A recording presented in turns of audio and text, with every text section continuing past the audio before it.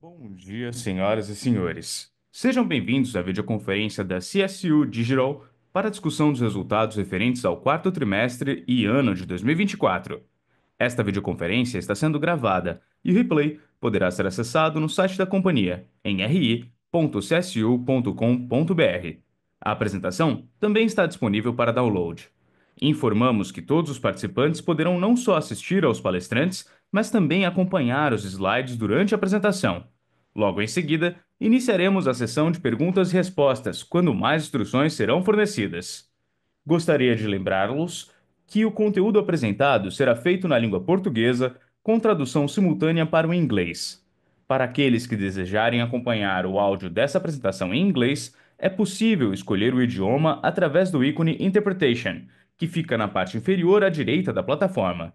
For those that don't speak Portuguese and want to listen to this presentation in English, it is possible by pressing the interpretation button presented on the bottom right corner of the platform and choosing the language properly.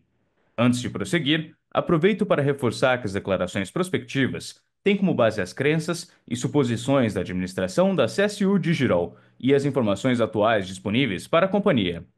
Essas declarações podem envolver riscos e incertezas, tendo em vista que dizem respeito a eventos futuros e, portanto, dependem de circunstâncias que podem ou não ocorrer.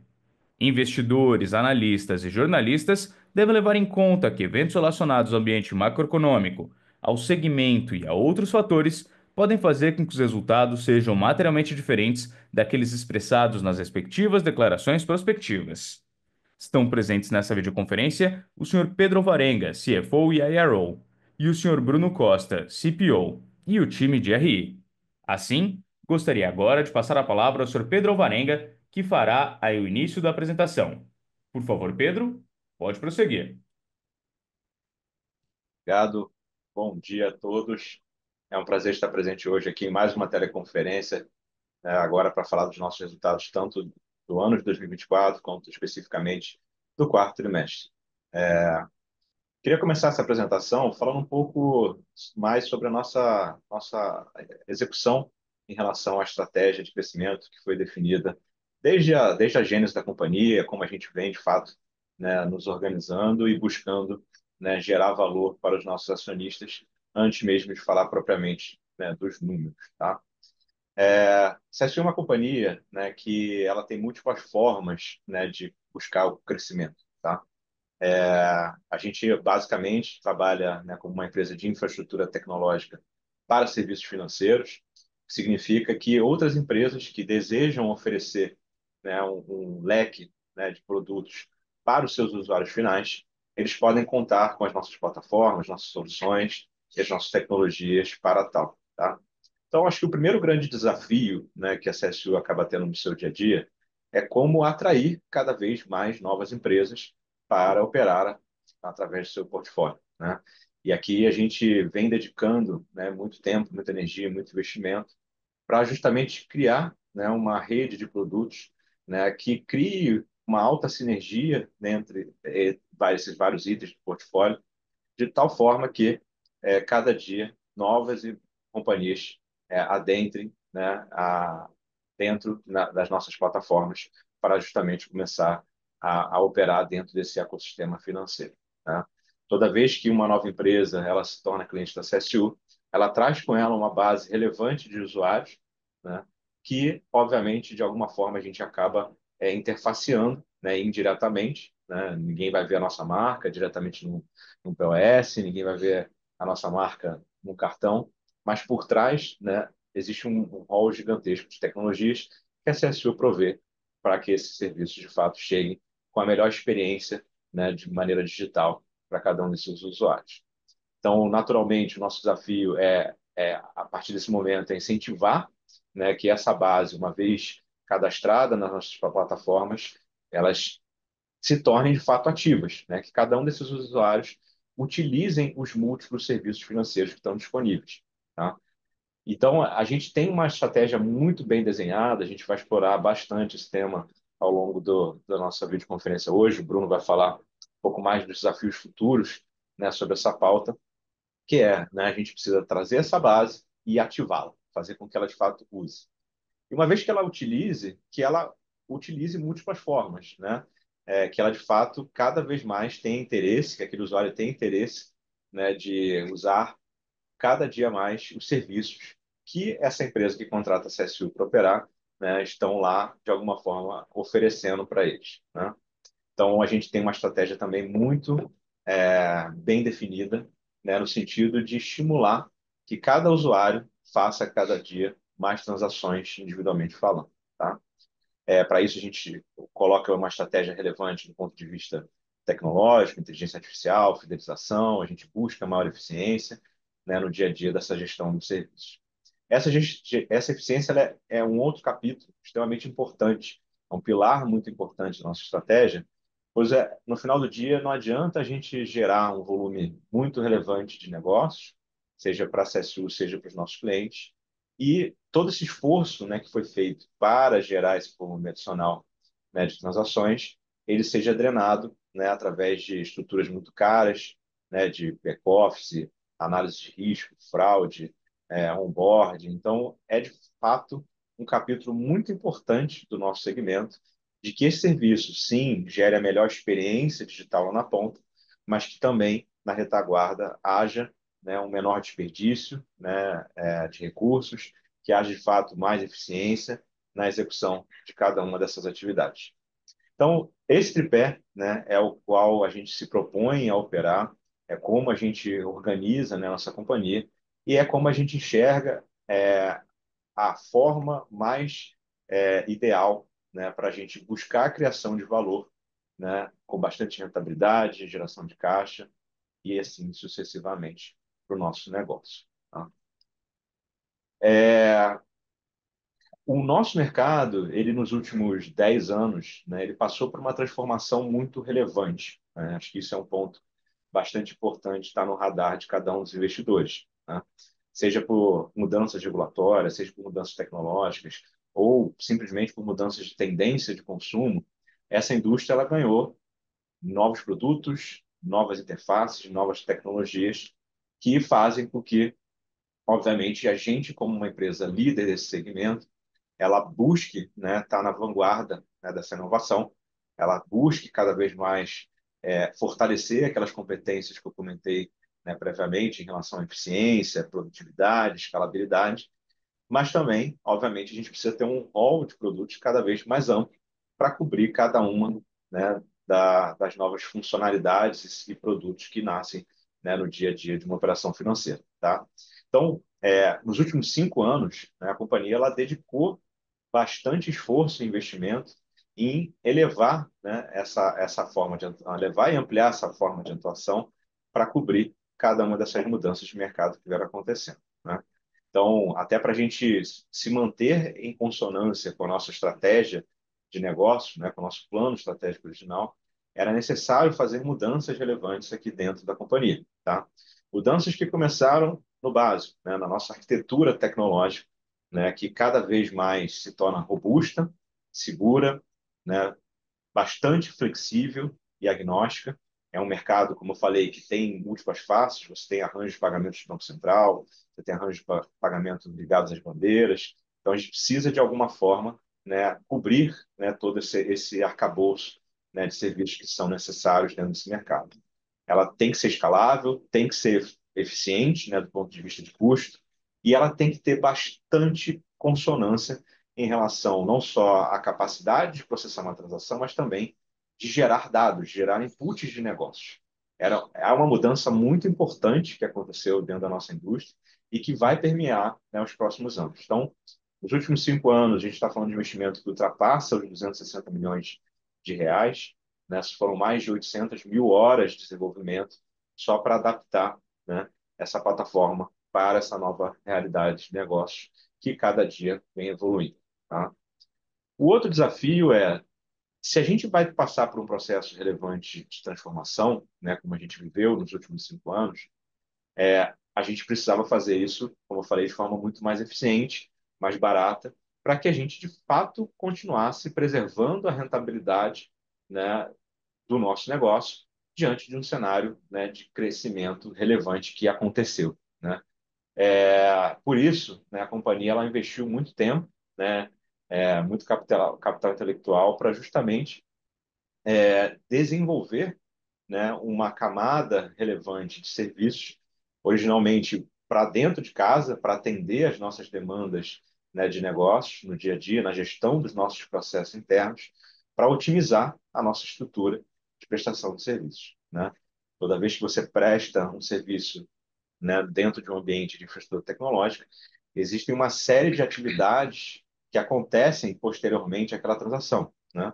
Então, como comentei, desde o onboarding, curadoria de documentos, análise de fraude, chargeback. Então, se a gente não tiver a capacidade de desenvolver, né, essas rotinas de uma maneira muito rápida, eficiente, sem erros, né, a gente passa a ter uma oneração muito grande do nosso resultado.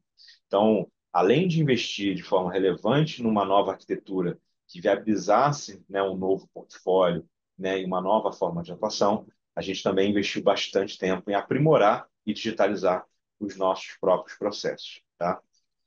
Além disso, como eu comentei, né, originalmente, o mercado passou a ter novas faces, né? A gente passa a viver um ecossistema onde o Pix, né, passa a ser uma realidade, né? A gente passa a viver um ambiente onde transações de criptomoedas começam a surgir dentro desse ecossistema. A gente passa a ter novas companhias querendo, né, desenvolver e aprimorar os seus ecossistemas financeiros, tá? Então, né, quem operava já como de alguma forma como financeiro, independente do segmento que ela estivesse, seja um varejista, uma seguradora, uma cooperativa de crédito, todas elas buscaram dar um passo a mais, né, em relação a essa qualidade de prestação de serviço. E aqui que a gente entrou, né, ampliando de maneira muito relevante a nossa oferta, né, passando a cobrir não só pagamentos digitais, mas toda a cadeia, né, de embedded finance, loyalty, incentivo, hiperautomação de processos, customer experience. Enfim, a gente traz, de fato, uma visão de negócio full service, né? Ou seja, a gente opera do início ao fim na jornada, né, de uma transação financeira, né? E eu acho que esse acaba sendo um grande ponto de destaque, né, da CSU frente aos concorrentes. Desde o início, a companhia se posicionou dessa forma, e aqui a gente deu passos muito relevantes nessa direção.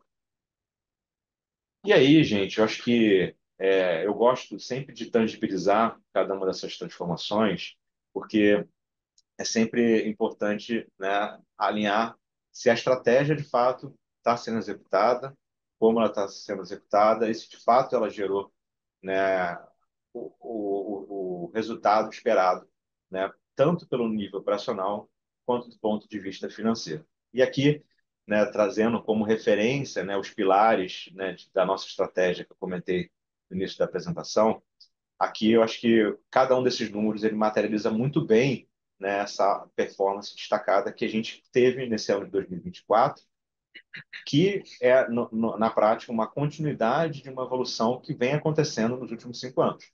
Né? O que eu gosto sempre de reforçar é que não foi só em 2024 que a gente teve, né, um resultado extremamente importante. A gente está há exatos 5, 6 anos batendo um recorde de resultados em relação aos anos anteriores. Tá? Então, quando a gente fala de expandir a nossa base de usuários, só em 2024 a gente conseguiu conquistar 6 novos clientes, tá? Muitos deles ainda em fase de implantação, ou seja, ainda contribuindo parcialmente para o nosso resultado. São clientes muito relevantes, de indústrias muito expressivas, indústrias que têm um alto grau de recorrência de resultado, que têm tido um alto crescimento, normalmente indústrias ligadas a serviços essenciais. Então, estamos falando financeiras, seguradoras, empresas de telecom, edtechs, então, empresas que têm, de fato, trazido, né, muito crescimento, né, com elas, e, obviamente, a gente tem uma ótima expectativa em relação a eles nessa atuação conosco. A gente trabalhou muito forte, né, justamente na camada de ativação dessa base, né, como eu comentei. Não adianta trazer a base, trazer novos clientes e essa base não utilizar os serviços. Então, hoje a gente tem uma performance muito destacada, né? Hoje, 61%, né, das 36,7 milhões de contas e cartões administrados pela CSU, de fato, estão ativas, tá? O que significam 22,4 milhões de usuários, né, utilizando pelo menos um dos nossos serviços, número 10% maior, né, do que do ano passado. Além da gente ter feito um esforço muito grande para atrair novos clientes, né? Como eu comentei, a partir do momento que eu tenho um cliente aqui conosco, nosso objetivo passa a ser fazer com que esses usuários usem, né? Então, a gente busca sempre aumentar a quantidade de pontos de contato que a gente tem com aquela base de usuários. Só esse ano, a gente assinou 8 aditivos contratuais para novos produtos. Significa, se uma empresa estivesse operando só com a gente em cartões, ela passou a operar em Pix, passou a operar em Loyalty, então, por múltiplas naturezas, a gente já cresceu, né? A gente fez um grande cross-sell e upsell aqui de ofertas, de produtos, tá?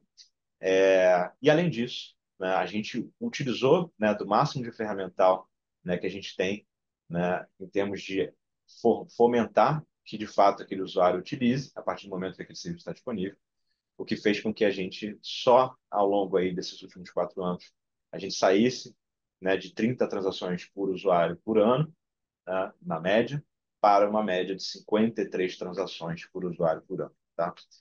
A consequência, né, desses números é que a gente cresce em ritmo muito acelerado, o número de transações da companhia. A gente ultrapassou o valor de 1,2 bilhão de transações. Estamos falando aí de mais de 10% em relação a 2023. Tá? Pelo lado, pelo pilar, né, pelo lado de eficiência das operações, a gente trabalhou muito, como eu falei, em aprimorar a nossa margem, elevar os nossos resultados, né? A gente é uma companhia muito disciplinada financeira que busca, né, fazer investimentos organicamente e, obviamente, para que isso fosse possível, como eu comentei, a gente precisava gerar mais resultado. Então, a gente focou muito na digitalização dos nossos serviços, aplicando muito dos componentes que eu comentei, né, de hiperautomação de processos, né, uso de inteligência artificial. E hoje a gente tem as 2 unidades de negócios bastante digitalizadas. Então, CSUPay já mais de 95% das receitas são originadas de serviços puramente digitais, e a DX, a gente fala de mais de 71%, né, das interações acontecendo dentro de ambientes digitais. Né? A nossa margem ela cresce mais de 12 pontos percentuais num curto intervalo de tempo. Tá? Então, a gente está falando hoje de uma margem bruta da ordem de 42%, né, no consolidado da companhia. E a consequência, né, final, que era o grande objetivo de toda essa transformação, é que a empresa ela começa a entrar num alto ritmo de criação de valor. Então, a gente dobra o nosso lucro bruto, a gente dobra o nosso lucro líquido num curto espaço de tempo. Aprofundando rapidamente em algumas outras linhas do nosso resultado, tá? Esse crescimento, né, que eu comentei em termos de geração de valor, ele se desdobra, obviamente, praticamente todas as linhas do nosso resultado financeiro, tá? Quando a gente olha para a receita, né, a gente tem uma companhia que vem crescendo repetidamente 6, 7, 7,5% ao ano, né? Ano após ano, esse é o ritmo que a gente vem conseguindo, mas com dinâmicas muito diferentes em relação a cada uma das unidades de negócio. Tá? A CSU Page, que é o nosso business principal, é como a companhia nasceu, né? Cresce repetidamente 2 dígitos. Tá? Então, a gente vem num CAGR na ordem de 13%. Esse ano, o ritmo de crescimento ele veio na ordem dos 10%, tá? Muito fomentado, obviamente, pelos nossos clientes, né, já tradicionais, correntes, né, da nossa base, mas também já começando a descontar, né, os resultados tanto dos aditivos contratuais para esses mesmos clientes da base, quanto, né, de alguns dos nossos novos clientes que foram conquistados em 2024. Tá? A gente vai falar bastante para frente sobre como a gente, de fato, acredita, né, na continuidade desse crescimento relevante para essa vertical, tá? Muito baseado, né, no uso intensivo de IA, né, para impulsionar as transações, aproveitando toda essa grande rede de contatos e pontos de interações que foram criados a partir desse portfólio ampliado, né, cobrindo pagamentos digitais, embedded finance, loyalty, sucessivamente. Quando a gente fala da CSU GX, aqui, é, essa foi uma unidade de negócio que viveu talvez uma das mais agudas transformações, né, do nosso business. Tá? A gente sempre operou dentro desse ambiente para ancorar né, e suportar as nossas unidades de negócio, da nossa unidade de negócio Acesso Page, mas a gente transformou esse business de uma operação muito analógica para um business muito digital, tá? Esse ciclo, né, de transformação, ele no primeiro momento ele acaba sacrificando de alguma forma um pouco de receita para gerar mais rentabilidade. A gente vai ver isso no próximo slide. Mas isso para a gente, né, traz um valor, uma criação de valor muito grande, não só, né, do ponto de vista de resultado, né, mas também de percepção de valor para os nossos clientes. Então, esse foi um movimento extremamente necessário, né, na condução dos nossos negócios e que a gente agora começa a entrar num novo ciclo, né? Como eu comentei, né, a CSU GX ela ganhou novas componentes a partir do business de hiperautomação, que nasceu, né, dentro da CSU, né, para atender as nossas operações, mas que com o tempo virou um produto apartado. Então, hoje a gente tem uma oferta relevante, né, de esteiras de negócios que vão, né, desde do onboard, monitoria de qualidade, análise de crédito, prevenção à fraude. Então, a gente oferta isso aqui para múltiplos segmentos e a gente já, nesse ano, né, esse produto é um produto super recente, foi lançado, né, no finalzinho de 2023, e a gente, desde o segundo trimestre, final do segundo trimestre de 2024, começa a capturar, né, os primeiros benefícios desse investimento que foi feito. Então, esse ano foram 10 contratos novos nessa unidade de negócio, sendo que 7 são contratos ligados ao RaaS, né, que é justamente essa plataforma de automação de processos. A consequência desse início, né, de captura dos novos negócios é que essa é uma unidade que, mesmo ainda vivendo uma digitalização, ela volta a crescer, tá? E a gente tem uma expectativa bastante expressiva, né, de crescimento nessa vertical, ancorado justamente nesse novo produto, né, que foi recentemente lançado. Quando a gente fala, né, de resultado propriamente dito, né, toda essa transformação que eu comentei, né, anteriormente, ela é um fator chave para a gente continuar elevando a nossa performance financeira, né? Se a gente, de um lado, cresce, né, 6, 7, 8% na receita, né, vinha crescendo, a gente, obviamente, tem trabalhado para que esse patamar continue se elevando, né, ao longo dos próximos anos e trimestres. Do outro lado, a gente, quando olha para a performance financeira, a gente alavanca mais que proporcionalmente esse crescimento, tá?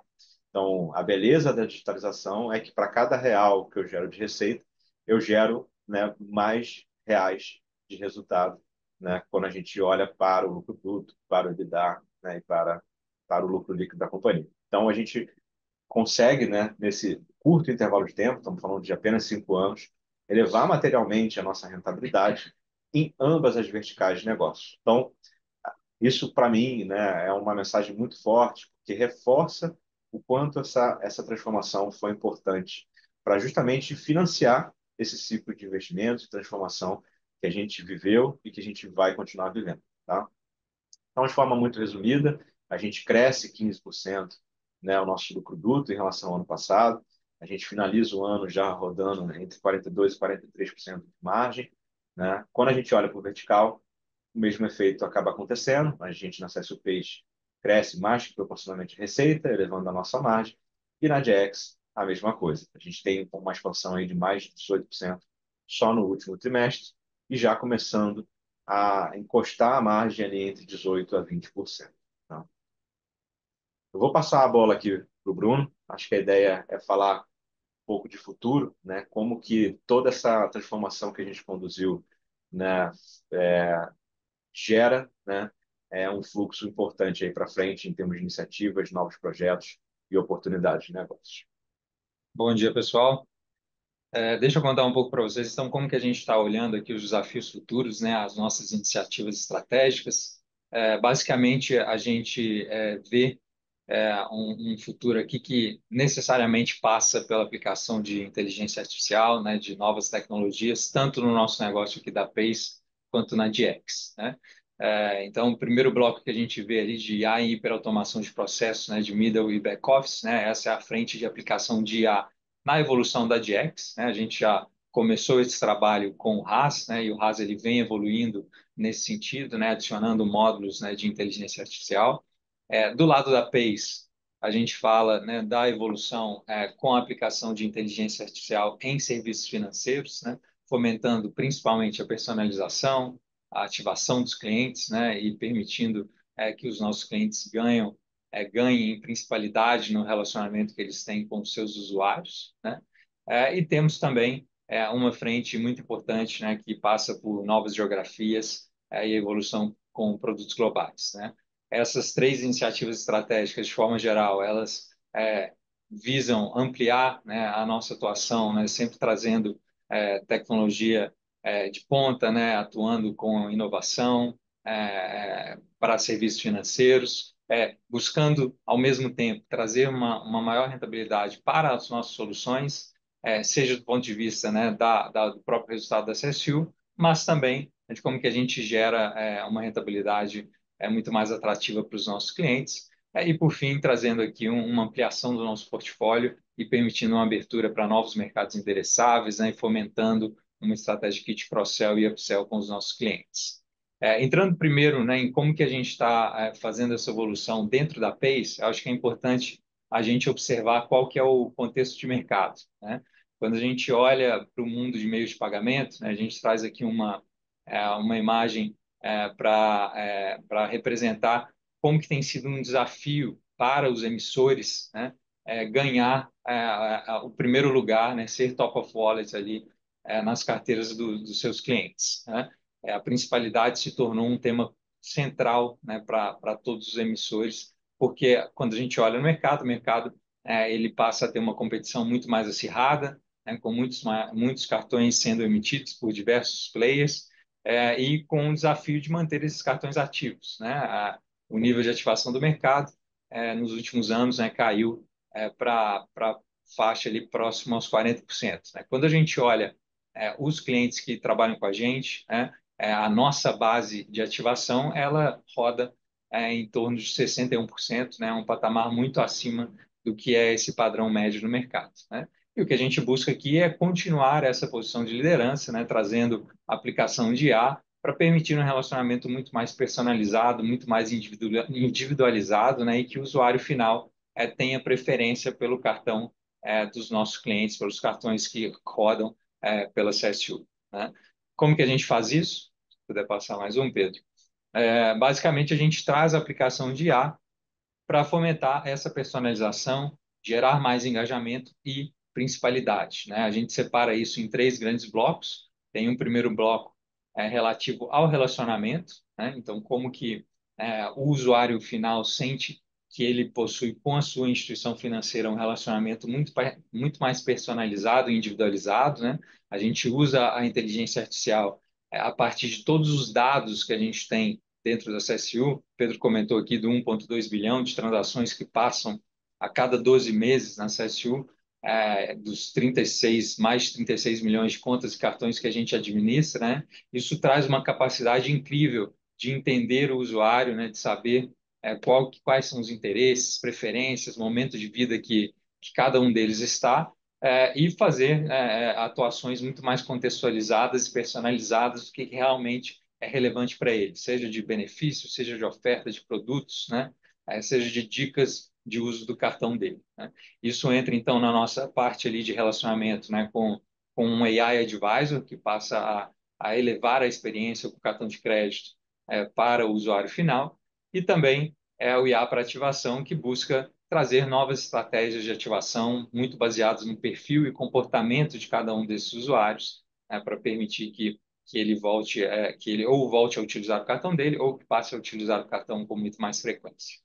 O segundo bloco já trata da gestão de limites e autorizações, e aí a gente traz tecnologia de inteligência artificial para ter uma gestão integrada e flexível de limites, mesmo entre cartões de bandeiras diferentes, e também para permitir aprovações, né, de transações específicas, baseado no perfil de cada um desses clientes. Então, a gente olha individualmente o perfil de cada cliente e o perfil de cada uma das transações para ter uma performance de autorização muito mais eficiente, né? E que num momento crítico da jornada do cliente, que é toda vez que ele está usando o cartão dele, que ele possa contar ao máximo com a aprovação daquela transação. Ao mesmo tempo, a segurança é um aspecto muito importante, né? e aí a gente traz a aplicação de inteligência artificial na nossa ferramenta de prevenção a fraudes, garantindo, né, uma assertividade muito maior toda vez que o nosso cliente o usuário final está usando o cartão ou a conta, né, fazendo o Pix, né, fazendo uma transação online, né, como que a gente garante a proteção dessas transações em cada um desses momentos. Já falando aqui da DX, pode passar.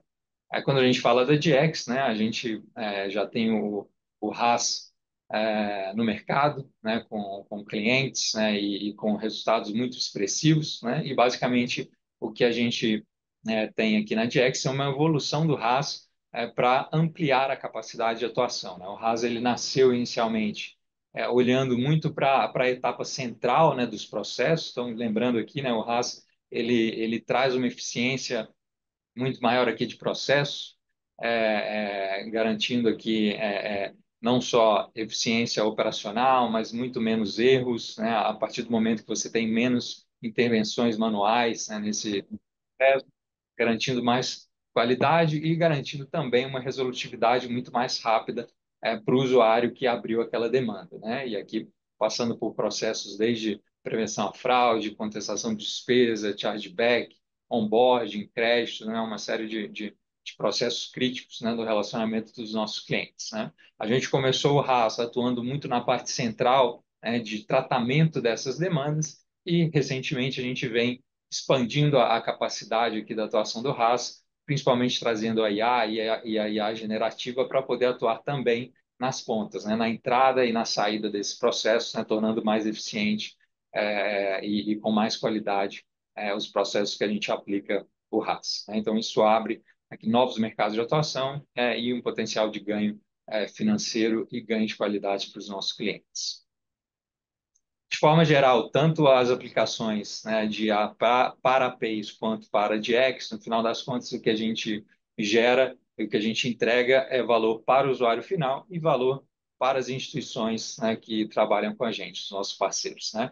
Do lado aqui de usuários finais, né, a gente traz uma experiência diferenciada, seja do ponto de vista de limites, seja do ponto de vista de relacionamento, com os benefícios, né, com as campanhas que eles recebem, que os usuários recebem em tempo real, seja com o AI Advisor para dar uma consultoria financeira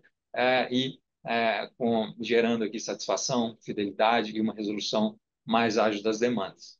Do ponto de vista das instituições, né, a gente gera um incremento de receita e de resultados, né, através de uma estratégia aqui de cross-sell, né, de redução de custos. A gente gera ganhos, né, com a automação dos processos, né, reduzindo custos, né, e aumentando, melhorando o tempo de resolução dessas demandas, ao mesmo tempo que a gente reduz também os erros operacionais a quase zero, né, 95% de redução, né, nos erros operacionais. A gente garante uma efetiva prevenção de riscos, né, com mais de 10 pontos percentuais, né, de incremento aqui em redução de fraudes e melhoria de taxa de aprovação. E a gente atua em esteiras como onboarding, crédito, né, deixando essas esteiras mais eficientes e também na monitoria de qualidade, né, de cada um dos processos e das atuações, né, que a gente tem em operações. Tudo isso, né, nos permite que a gente deixe o nosso pipeline comercial mais robusto, né? Então, a aplicação na DX e na PACE, ela amplia as capacidades que a gente já tem construída, né? Seja do nosso lado aqui da PACE, de todas as soluções que a gente tem de processamento, né? E de cartão, né? A gente lista aqui alguns exemplos, né? Por exemplo, cartão consignado, né, o Embedded Finance com a nossa oferta de sponsor, contas digitais e marketplace, e também as nossas soluções para adquirentes. Do outro lado, né, a gente tem também as nossas soluções para engajamento, né, e operações, em que a gente traz o nosso bloco de loyalty, né, com programas de incentivos, né, programas de pontos, cashbacks, todas as nossas soluções aqui para back-office atendimento e aplicação de RaaS. No final das contas, isso nos permite diversificar bastante o nosso pipeline comercial, atuando não só com instituições financeiras, com bancos, né, com varejistas, mas também com seguradoras, com adquirentes, com empresas do setor de telecom e utilities, e aumentando o potencial de geração de novos negócios. Isso não está restrito, né, recentemente apenas ao mercado brasileiro, né? Uma avenida importante de crescimento que a gente estabeleceu é o nosso crescimento internacional. Temos investido constantemente nas nossas novas soluções e tecnologias, agora não só olhando para o mercado doméstico, mas como que a gente faz isso de uma forma que a gente tenha um desenho e um conceito que seja multigeográfico, né? Que a gente possa oferecer essas nossas soluções não só no mercado brasileiro, mas também em outros mercados, né? Estamos focando inicialmente, né, no mercado americano, né, com uma estratégia que visa tanto potencializar negócios que a gente tem já no Brasil, como também extrair valor, né, desse novo mercado. Essa é uma oportunidade global que, quando a gente olha para o contexto, né, ele é bastante favorável para a CSU, né? A gente já atua no mercado brasileiro, em que a gente sabe muito bem lidar com alta inflação, com alta taxa de juros, né, com um patamar alto de tentativas de fraude, né? E esse é exatamente, né, o contexto que a gente verifica no mercado americano, né, tendo pressão de inflação, né, de juros e crescimento super expressivo de fraudes, né? 38% de crescimento ao ano nos últimos 4 anos, né? Ao mesmo tempo, no mercado brasileiro, né, uma demanda crescente por produtos financeiros internacionais, né, os chamados produtos globais, né? O brasileiro gastando crescimento forte, né, de gastos no exterior, né, e esses produtos visando muito atender a essa demanda, né?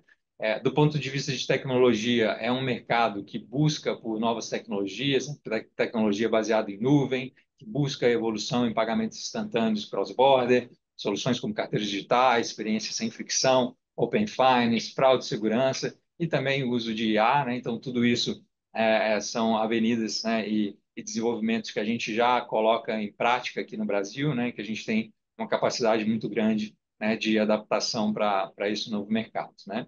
E um mercado que tem um potencial muito grande, né? Quando a gente fala do lado de quantidade de instituições financeiras e de pagamentos, é um mercado 9 vezes maior do que o mercado brasileiro. Quando a gente fala aqui do volume de pagamentos do cartão de crédito, aí a gente fala do mercado 15 vezes maior, né? Então, é uma atratividade muito grande para a gente poder participar desse mercado. Basicamente, quando a gente olha as etapas, né, da última vez a gente já contou um pouquinho, né, dos passos que são necessários para a nossa expansão, né?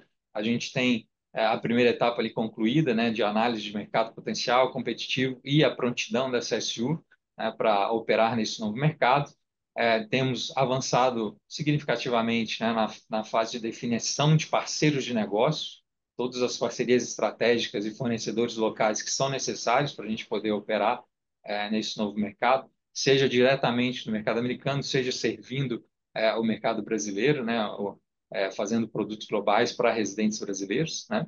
E estamos na fase, né, de due diligence para validar, né, todos esses parceiros que foram selecionados, para a partir de então a gente poder atuar na integração e implementação dessa operação, né, tendo uma fase posterior de homologação e certificações que é necessária, né? Aqui tem quando a gente fala, por exemplo, né, de todas as certificações que precisam ser feitas com as bandeiras, né, para que nos permita operar neste novo mercado, por fim, para a gente chegar no lançamento, né, em produção, né? A expectativa é que a gente consiga, né, dentro ainda do ano de 2025, pilotar, né, e ter em produção esse produto global. Vamos lá. Gente, só para a gente finalizar aqui essa parte de resultados, né, os números de forma geral da companhia, né, o que que eu acho que é importante passar de mensagem, né? A companhia ela vem passo a passo, né, estruturando, né, uma série de novas frentes de negócios. A companhia ela vem passo a passo evoluindo o seu modelo de atuação, trazendo novas tecnologias. E nada disso seria possível se a gente não gerasse resultado, né? Acho que o objetivo principal de qualquer companhia é dar lucro, gerar caixa, e a gente é uma companhia que tem esse compromisso, né, de evoluir com as iniciativas estratégicas sem abandonar, né, o fundamento, né, de crescimento gradual e sustentável, tá? Então, acho que A mensagem principal, talvez, desse slide é que a gente fez um exercício muito intenso ao longo dos últimos 5 anos, como eu comentei anteriormente, de elevar o nosso lucro bruto, né? O valor que é de fato gerado ali pela operação do nosso dia a dia, ele precisava subir, né, de maneira relevante para que a gente cada vez mais pudesse gerar capacidade de investimento no nosso negócio, né? A gente vem, em paralelo, ampliando, né, esses investimentos, né, respeitando esse maior volume de geração de resultado, né, e ainda assim ampliando o resultado, né? Então, quando a gente olha, né, para o EBITDA, quando a gente olha para o lucro líquido, a gente é uma companhia que cresce 2 dígitos, né, repetidamente todo ano, tá? Mesmo fazendo investimentos muito relevantes, tá? Então, aqui, né, a gente passa, né, para o mercado, né, uma mensagem de que a gente vai estruturar, né, cada uma dessas novas frentes, né, passada essa primeira fase de digitalização, a gente entra nesse ciclo novo, né, de alavancar e inteligência artificial, o uso de inteligência artificial nos nossos negócios e nessa expansão geográfica, mas a gente vai continuar tendo essa disciplina todo trimestre, né, de forma a manter a rentabilidade, manter a lucratividade do nosso negócio, de tal maneira que a gente, ao longo do tempo, conforme essas iniciativas ganhem maturidade, obviamente elas gerem seu autofinanciamento e o resultado da companhia ele continue evoluindo ao longo dos trimestres, tá? Então, de maneira geral, né, a gente fechou, né, esse ano com o EBITDA na casa de 192 milhões de reais, é o maior número da nossa série histórica, né, uma margem ali na casa dos 34%, muito similar ao que tinha sido no ano passado, lucro líquido acima dos 90 milhões de reais, então estou falando de uma margem, né, da mesma forma ali acima dos 16%. Mas o que eu queria chamar a atenção é os negócios, né, correntes crescem e aumentam rentabilidade significativamente, né? Quando vocês olham, né, o resultado apartado, né, dessas novas iniciativas que o Bruno trouxe aqui, né, a gente teria, né, se a gente não estivesse investindo um resultado muito acima, né, até do que a gente já vem apresentando. Então, o próprio EBITDA ultrapassando os 207 milhões, o lucro líquido ultrapassando os 105 milhões. Mas, de novo, né, a gente cria uma companhia para o longo prazo, curto, médio e longo prazo, e é aqui que a gente está, né, destinando os nossos esforços. Estamos investindo, sim, né, em recursos internos, né, a gente hoje tem uma diretoria de inteligência artificial, a gente tem engenheiros de dados, a gente tem pessoas cada vez mais dedicadas ao tema de compliance, né, governança, porque dar com serviços financeiros, né, é uma missão extremamente crítica, você precisa ser muito rigoroso, né, nesses controles, e ao mesmo tempo você tem que ter capacidade técnica interna, times comerciais, times de tecnologia, times de produtos, né, que possam capitanear, né, todo esse arcabouço, né, de serviços e tecnologias que a gente tem. Então, é aqui que a gente vai sempre estar caminhando, né, dosando, né, esse ritmo de acordo com a nossa própria capacidade, né, de autofinanciamento. A gente é uma companhia, né, que não tem descasamento entre resultado e caixa, tá? Então a gente continua tendo uma alta geração operacional de caixa nesse ano de 2024, uma conversão de 82% do EBITDA. Então a gente, né, continua tendo um alto fôlego, né, para dar continuidade a esse plano, esse ciclo, né, e esse plano que a gente definiu aí para os próximos anos. A gente hoje não tem nenhum tipo de alavancagem financeira, então hoje, né, a nossa relação dívida líquida EBITDA é zero, né, negativo, né, uma companhia que tem caixa líquido. Isso, obviamente, né, como eu comentei, vem permitindo a gente manter um alto ritmo de investimentos, acumular caixa e, mesmo assim, né, a gente vem mantendo também uma alta distribuição de proventos, né, para cada um dos nossos acionistas. Ou seja, quem se torna acionista da CSU, ele não precisa esperar um alto ciclo, né, de expansão do negócio, uma alta apreciação das ações. Todo trimestre, todo ano, ele recebe, né, um alto percentual de retorno desses lucros, que são crescentes para cada um, né, desses investidores, tá? Só para reforçando, esse ano foram 27 milhões e meio já distribuídos através de JCP, e a gente já vai submeter agora à Assembleia, já aprovado em conselho, outros 18 milhões de reais em dividendos, tá? Elevando o nosso payout para os 50% que a gente vem praticando, né, nos últimos anos. Falando rapidamente em relação ao retorno das ações, né? Além, obviamente, dessa questão da distribuição de dividendos, a gente vem num trabalho muito intenso de aproximação do mercado de capitais, de contar um pouco dessa história, de trazer essa visibilidade, né? Não só dos resultados correntes, mas também dos potenciais negócios que nascem com cada uma dessas iniciativas. E, de alguma forma, o mercado começa a apreciar, né, cada uma dessas ações, tá? Então, né, a total share return, né, da companhia já pegando ali como referência o início do ano de 2023, já encosta ali nos 80%.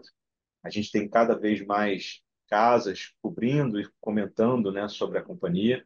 E a gente também tem conseguido um alto êxito de atrair investidores institucionais para a nossa base de investidores. Investidores, em geral, né, de longo prazo, que têm, de fato, acompanhado o nosso case, que têm, de fato, analisado cada um dos investimentos e imaginam, né, nesse futuro, né, uma alta taxa de performance e retorno, como a gente já vem apresentando. Tá? Apesar dessa valorização relevante das ações, né, a gente gosta sempre de reforçar, né, que o mercado ele precisa, né, continuar analisando profundamente e, obviamente, a gente continua entregando resultados. Então, a gente é uma companhia que tem um ROIC boa, né, ROC, a gente pode escolher o indicador de rentabilidade, né, que mais for adequado à nossa análise, né, na tomada de decisão de investimento, que ultrapassa uns 20%. É uma companhia, né, que se destaca dentro do seu segmento de tecnologia e serviços financeiros do ponto de vista de dividend yield, então estamos falando de quase 7%, né, de retorno para os acionistas imediatos. E, obviamente, né, quanto mais a gente conseguir trazer visibilidade do case, mais essa assimetria, né, de múltiplos que a gente ainda vê, mesmo com toda a apreciação que houve, né, no papel, ela começa a ser diluída. Tá?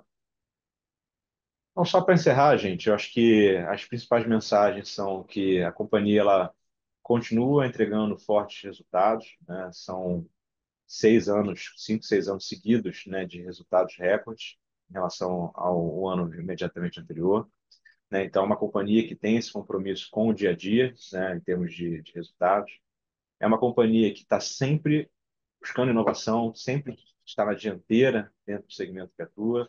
Então, a gente continua lançando novos produtos, novas soluções, novas tecnologias, e a gente está investindo cada vez mais, né, para dar continuidade nessa ampliação do nosso mercado potencial, seja através de novas iniciativas em inteligência artificial, seja buscando oportunidades globais, né, como o Bruno comentou aqui anteriormente.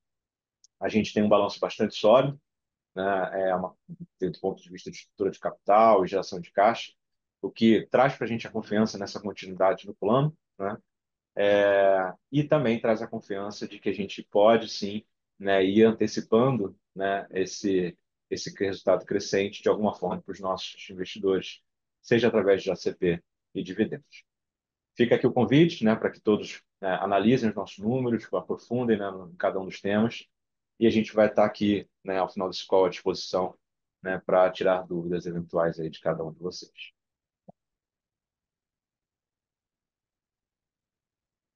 Obrigado. Iniciaremos agora a sessão de perguntas e respostas para investidores e analistas. Caso deseje fazer alguma pergunta, basta clicar na opção Raise Hand, localizado na parte inferior de sua tela, e aguardar novas instruções.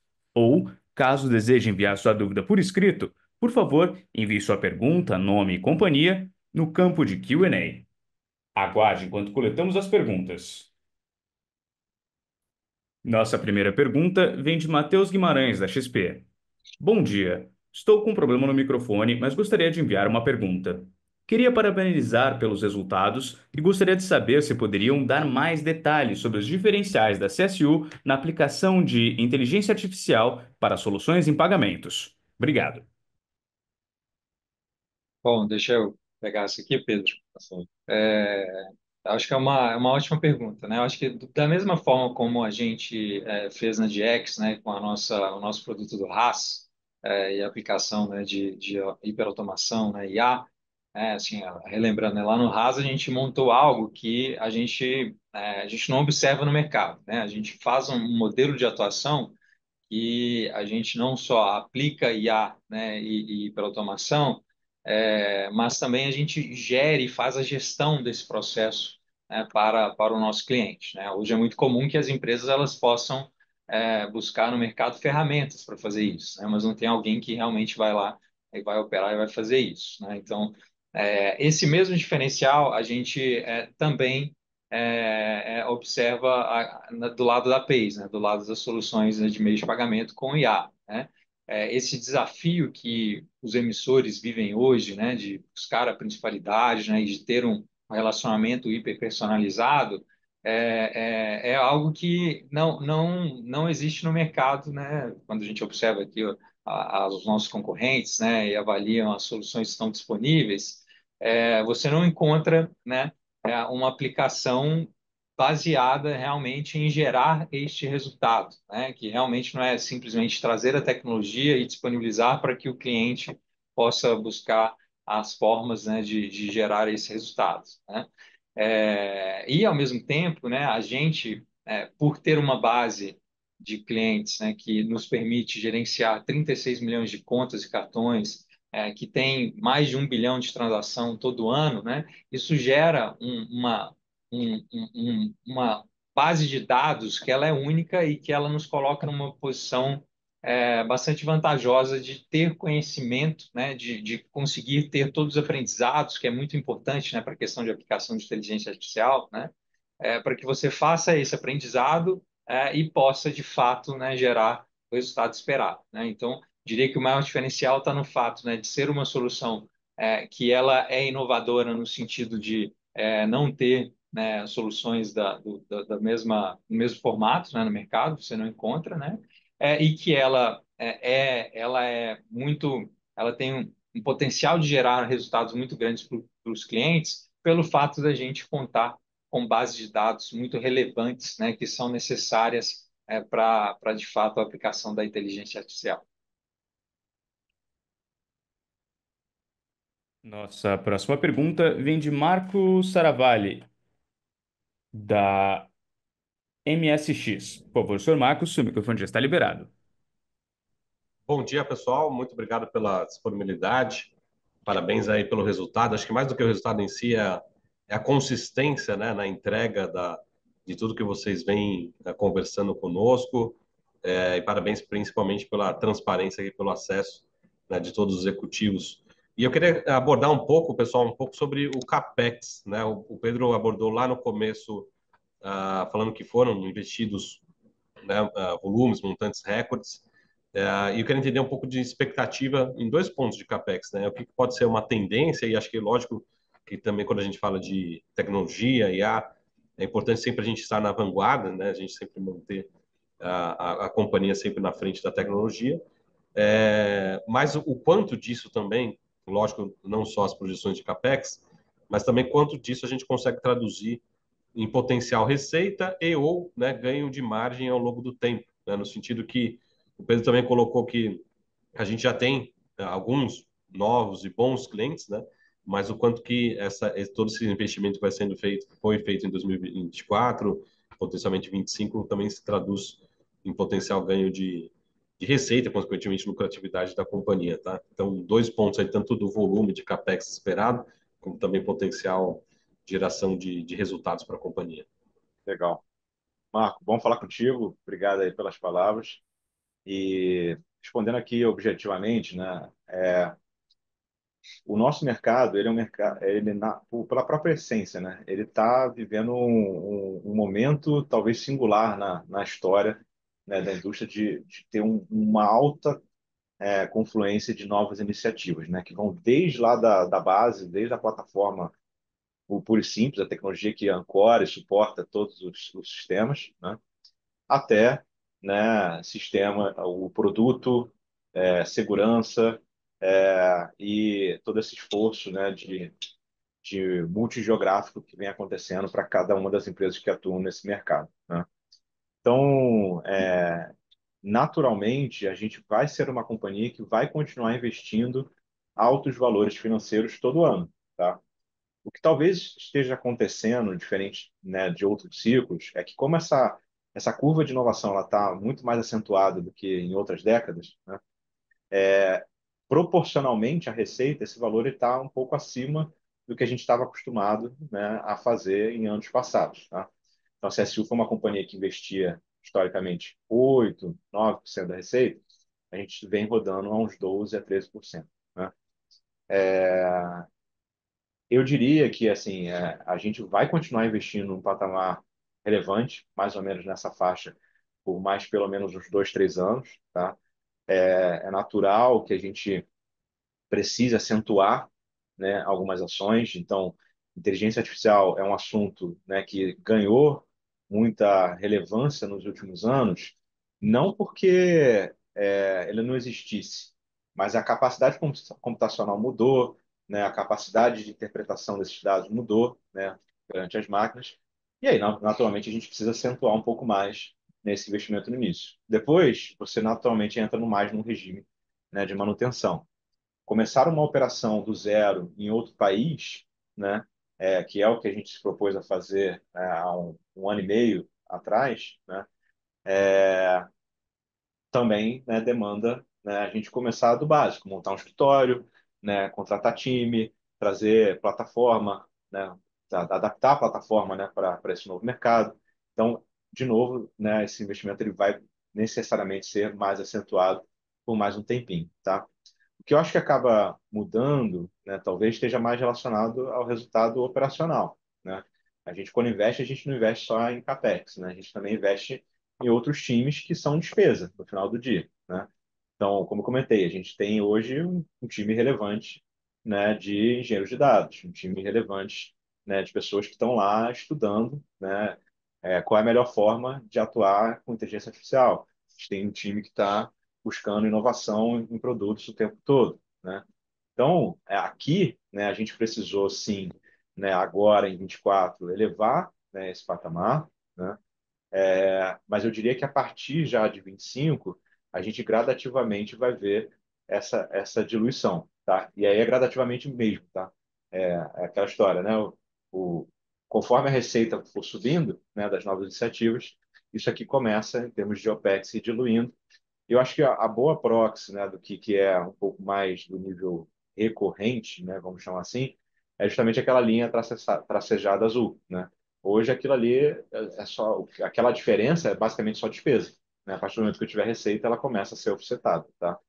Então, vai ser gradual, né? Principalmente por conta dos investimentos em Estados Unidos que demoram um pouco mais, né, a amadurecer, mas sim a gente em 2025 começa já a diluir, né, boa parte dessas despesas adicionais, né, que aconteceram em 2024, que a gente nem enxerga como despesa, né, a gente enxerga como investimento para justamente fomentar, né, esse potencial de receita.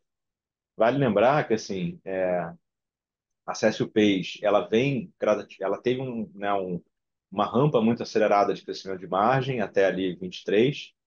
Em 24 ela começa a entrar num nível mais natural, né, do negócio, tá? A DX ela ainda tem margem bruta, né, para crescer conforme a própria maturação do RAS, tá? Então tem muita coisa para acontecer e é natural que esses investimentos, principalmente aí do lado operacional, eles sejam diluídos, tá? Boa, obrigado, pessoal.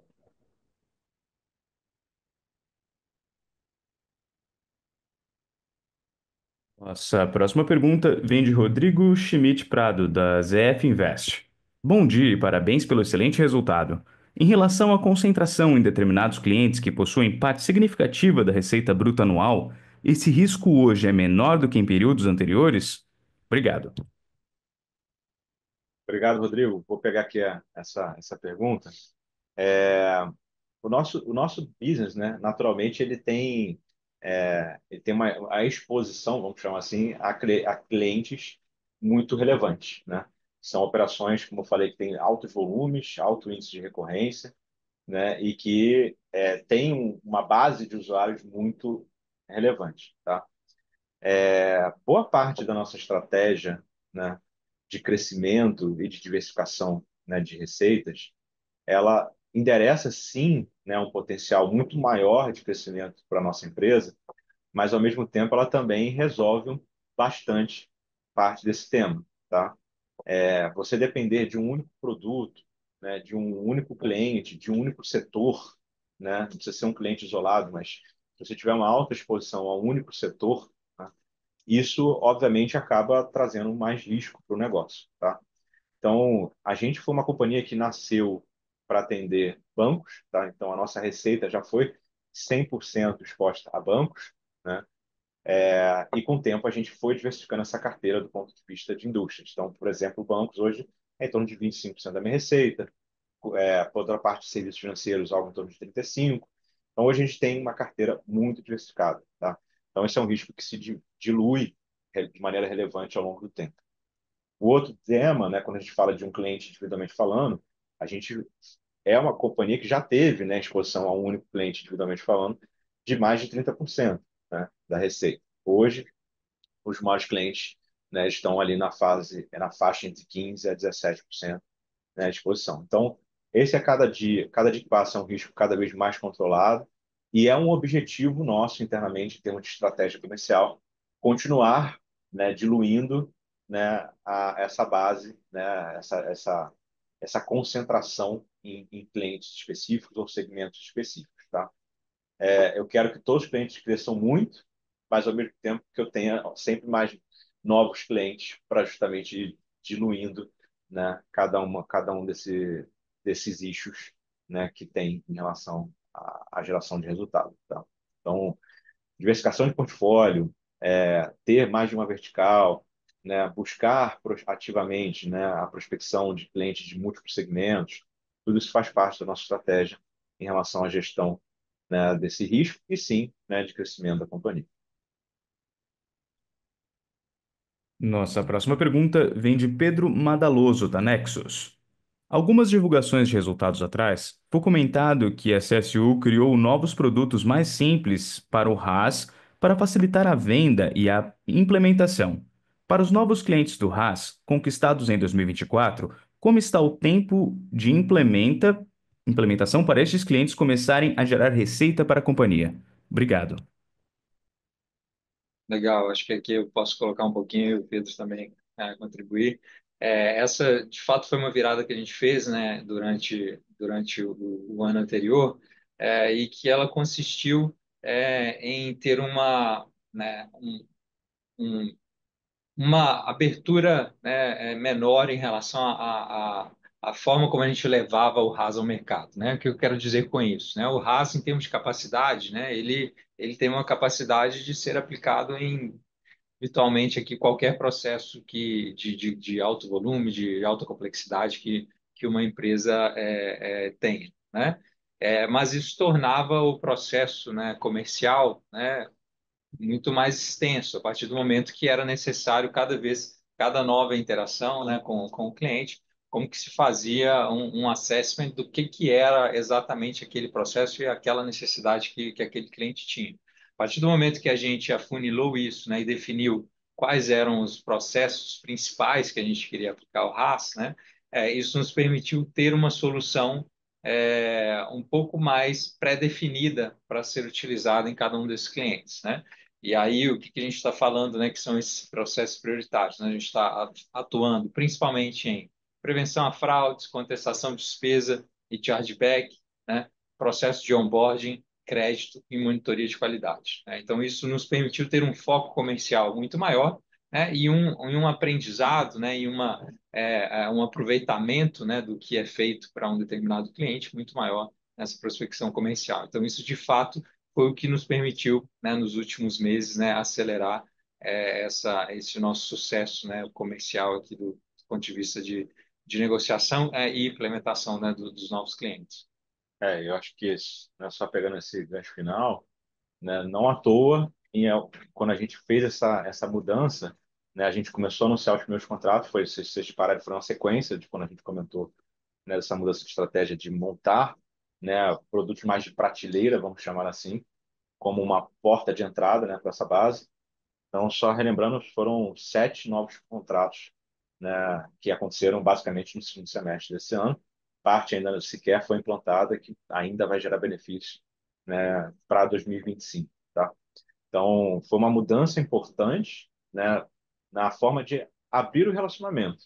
Mas isso não significa que a gente tenha desistido da estratégia original, né, de buscar todos os processos, né, possíveis dentro das companhias que venham atuar com a gente. Então, a gente está usando isso mais como uma porta de entrada.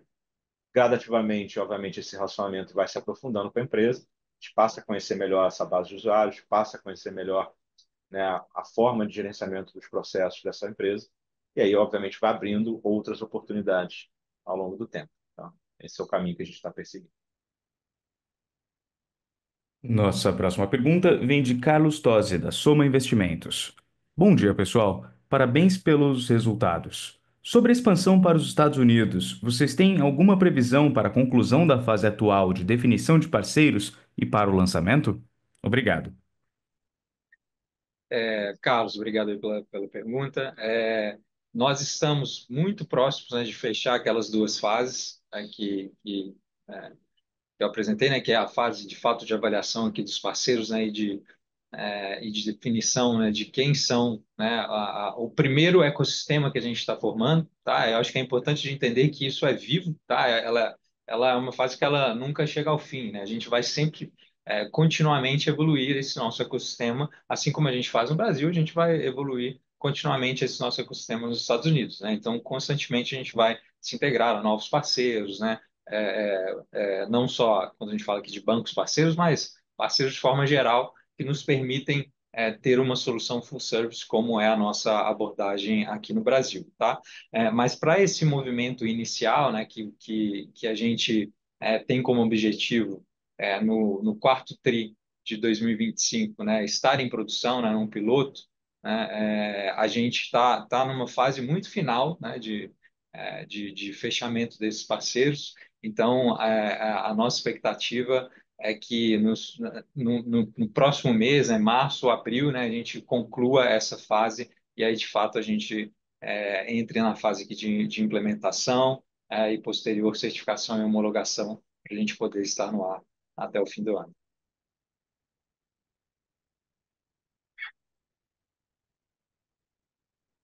Nossa próxima pergunta vem de Carlos Herrera, da Condor Insider. Poderiam falar sobre as perspectivas para o ano de 2025? Quais serão os principais gatilhos e desafios para estarmos alertas? Como enxergam as possibilidades de M&A transformador ainda em 2025? Ou o foco é mais orgânico? Obrigado. Obrigado, Carlos. Vou tentar responder cada uma delas, mas de maneira geral, assim, a gente em 2025, né, a gente imagina, né, frentes diferentes, mas que de alguma forma elas vão convergir, né? A CSU Pays é uma unidade de negócios, como, né, como eu comentei anteriormente, que cresce repetidamente, né, de forma expressiva, né? Isso tem muito a ver com o próprio modelo de negócio, tá? Toda vez que a gente assina, né, um novo contrato com o cliente, você tem uma etapa inicial de concepção do projeto, depois você faz o setup. O próprio cliente, quando ele vai ao mercado, ele não coloca a base inteira dele de uma vez, porque ele quer testar o produto, quer ver se funciona, a aderência, e aí depois, com o tempo, isso aqui vai ganhando escala. Então, muito do que eu tenho de crescimento hoje, né, que eu tive, por exemplo, em 24, tem a ver com coisas que a gente foi plantando ao longo de vários anos anteriores, né? O que traz para a gente, né,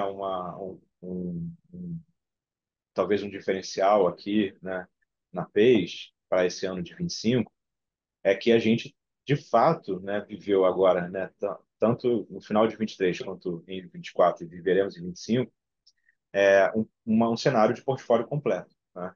Então, isso naturalmente amplia a nossa capacidade de vender mais, né, não só para os clientes da base, mas também, né, para novos clientes que a gente esteja prospectando, tá? Então, a gente vê, né, com muito bons olhos, né, essa continuidade do ritmo de expansão, né, que a gente já apresenta na Page há bastante tempo.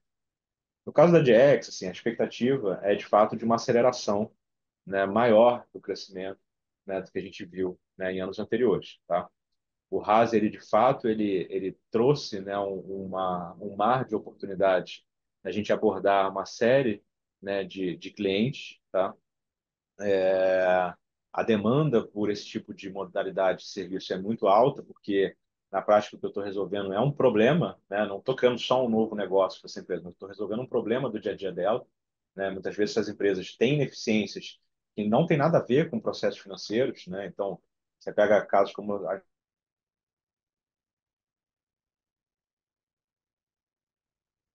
Senhoras, houve cortou um um pouquinho breve mais. corte, Pedro, na sua resposta. Se puder voltar, por favor. Estava comentando, né, no caso da GX, né, o Haas ele tem uma aderência muito grande à realidade de múltiplas empresas, de múltiplos setores, né, e não necessariamente ligados só ao setor financeiro, né? Então, quando você fala de curadoria de documentos, né, o setor de telecom ele tem uma série de dados, né, que são tratados na central de atendimento, no RP, né, da companhia, no CRM, e que precisam ser agregados para que haja, de fato, uma ação, né, em relação a alguma demanda que aquele usuário final pediu. Então, o que a gente vê é que assim, o produto ele é muito aderente à realidade dos negócios, principalmente quando a gente fala de um ano de 2025, que há ainda uma preocupação do que vai ser juros, inflação, né, aqui no Brasil. Então, falar de redução de custo, ajudar as empresas a reduzirem seus custos, né, a gente oferecer esse tipo de produto, né, muitas vezes cai como uma luva, né, para um momento, né, como esse. Então, a gente tem uma expectativa, né, de que a Jax ela já deu esse primeiro indício agora, né, nesse finalzinho de ano, né, mas é que haja, né, de fato, uma aceleração desse crescimento. Quando a gente fala de desafios, eu acho que, né, o maior desafio, com certeza, vai ser a operação dos Estados Unidos. É uma operação totalmente nova, né, para a companhia, né? Apesar de a gente entender que, do ponto de vista de tecnologia, né, produto, a gente está muito bem posicionado vis-à-vis a concorrência, né? Mas, obviamente, é um mercado novo. Então, por isso, a gente também, assim como, né, os investidores, a gente está bastante alerta, né, em relação a esse tema e fazendo esses investimentos de maneira muito gradual para justamente ir testando, né, quais são os melhores caminhos, né, para a gente percorrer, né? Então, acho que é um tema que a gente vai dar muita transparência, muita visibilidade ao longo do ano. A gente tem, né, uma convicção de que esse pode ser um mercado muito relevante para a gente, né, até pela dimensão, né, dessa indústria, pela essa questão de avanço tecnológico que o Brasil tem em relação lá. Mas, de novo, a gente, né, fala que é importante essa observação, né, de como as coisas vão evoluir, tá? E a última pergunta foi em relação à possibilidade de M&A, né? M&A é um tema que a gente sempre está ativo, né, em relação a olhar o que tem, né, de opções, né, no mercado, tá? A gente é uma companhia que tradicionalmente foca muito mais no orgânico, né, do que em aquisições, tá? Mas sim, a gente, né, mantém uma agenda ativa de monitorar, né, o que tem de oportunidade, né, o que tem de ativos e tecnologias que compõem muito bem, né, é, o que a CSU tem em termos de planejamento, tá? Então, aqui você comenta de M&A transformacional, não é bem isso que a gente olha quando a gente pensa em M&A, né? A gente pensa muito mais em complementariedade das nossas capacidades, né, atuais, né? Então, é onde a gente olha. Agora, se a possibilidade real de acontecer ou não é difícil de prever, né? Esse é um tema que eu sempre falo, M&A é binário, hoje acontece ou não acontece, não tem meio M&A, né? Então, é difícil de prever, tá? Então, a gente continua priorizando o orgânico. Acho que essa é a mensagem principal, mas a gente olha ativamente possibilidades, principalmente no mercado americano, né? Acho que aqui pode ser um shortcut, né, para a gente acelerar esse crescimento. Mas, de novo, tem que ser tratado talvez de maneira apartada, né, quando vocês estiverem projetando aí os nossos resultados para frente. Nossa próxima pergunta vem de Carlos Ferreira novamente. Perdão, a pergunta do Carlos Ferreira já foi respondida. Nossa próxima pergunta vem de Malek Zain. Bom dia, pessoal. Parabéns pelo resultado. Podem comentar mais sobre o pipeline de novos contratos do Haas? Os 7 contratos adicionados devem gerar quanto de receita em 2025?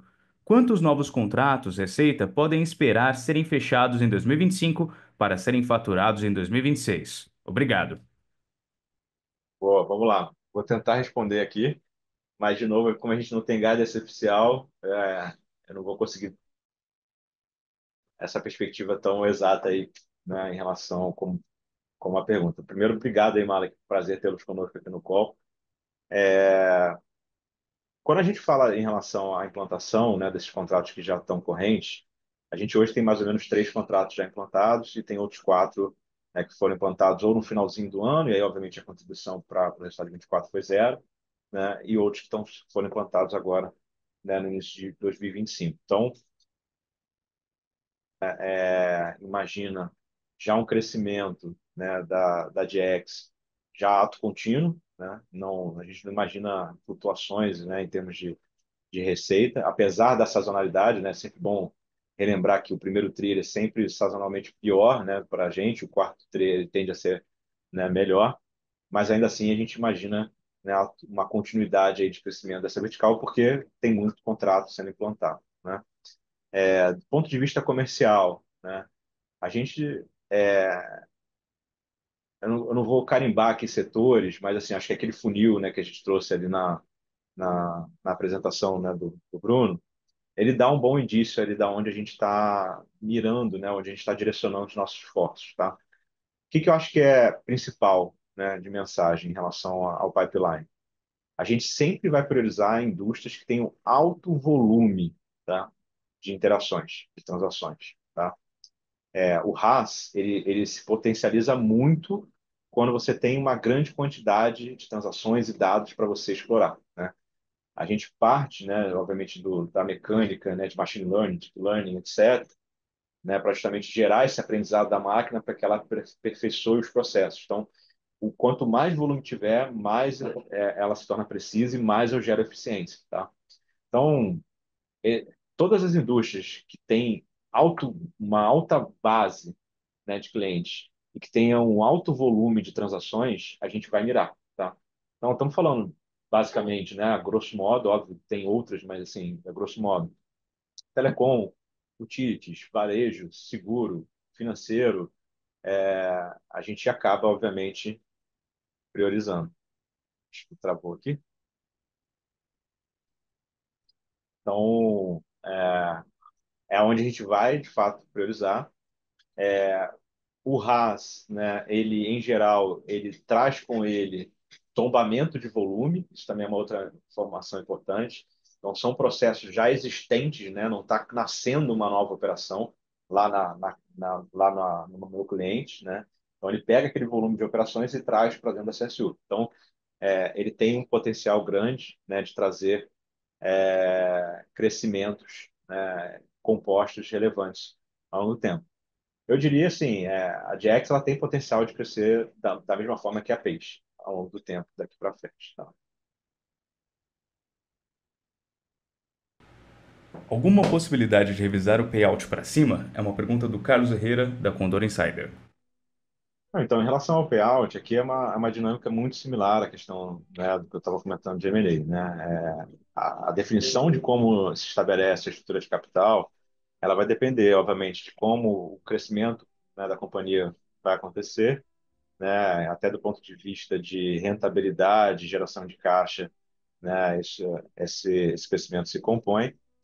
E, obviamente, assim, por exemplo, se eu fizer M&A, né, eu eventualmente vou ter que segurar, né, a distribuição de proventos. Se a gente não fizer, né,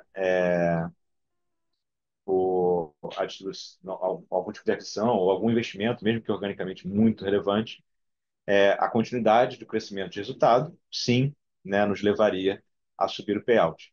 Mas, de novo, assim, isso vai depender muito desse ritmo de crescimento, né, que a gente imagina ter ao longo dos anos, tá?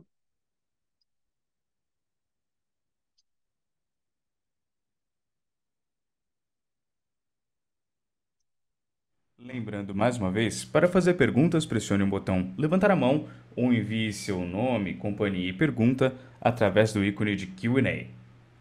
Aguarde enquanto coletamos mais perguntas.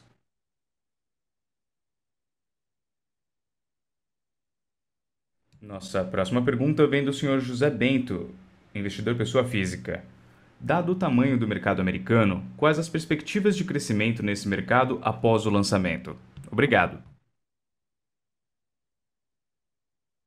Vamos lá. O mercado americano, né, como eu comentei, ele tem uma distribuição um pouco diferente aqui do mercado brasileiro, né? Porque a gente está falando de 12 mil instituições, né, que são target, né, para as nossas soluções. Só do ponto de vista aqui de soluções, né, de bancos, né, credit unions, né, para as nossas soluções da PACE, né, e que ele, de certa forma, ele também é um mercado concentrado, né, mas que por ter um tamanho 15 vezes maior do que o mercado brasileiro, quando a gente olha para a cauda longa aí desse mercado, né, a gente está falando aí de 25% do mercado distribuído em mais de uma dezena de milhares de instituições, né? Em um mercado que só esses 20% aí já é 3 vezes o tamanho do mercado brasileiro, né, em termos de CPV. Então, o nosso foco, né, é atuar em empresas, né, que são de porte médio, né, para baixo, né, isso olhando para o mercado americano, né? Só que essas empresas de porte médio para baixo, né, quando a gente olha para os patamares, né, brasileiros, acabam que são empresas com um porte bem relevante, né, e com um resultado significativo, né, para a nossa base, tá? Então, aqui de novo, né, a gente não dá aqui um guidance, né, de qual que como vai ser a nossa aceleração, a penetração na nossa base, mas como direcionador, acho que é importante, né, a gente dar essa clareza que a nossa atuação ela vai se dar nessa fatia, né, do mercado, nesse segmento.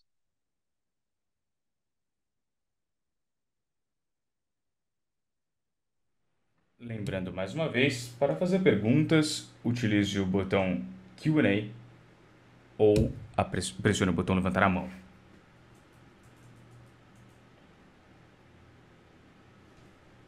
Não havendo mais perguntas, gostaria de passar novamente a palavra para o Sr. Pedro Alvarenga para as considerações finais. Por favor, Sr. Pedro, pode prosseguir. Bom, pessoal, queria agradecer aí a participação de todos, né, para a gente ter essa possibilidade de apresentar os nossos resultados, um pouco da nossa estratégia, é sempre importante.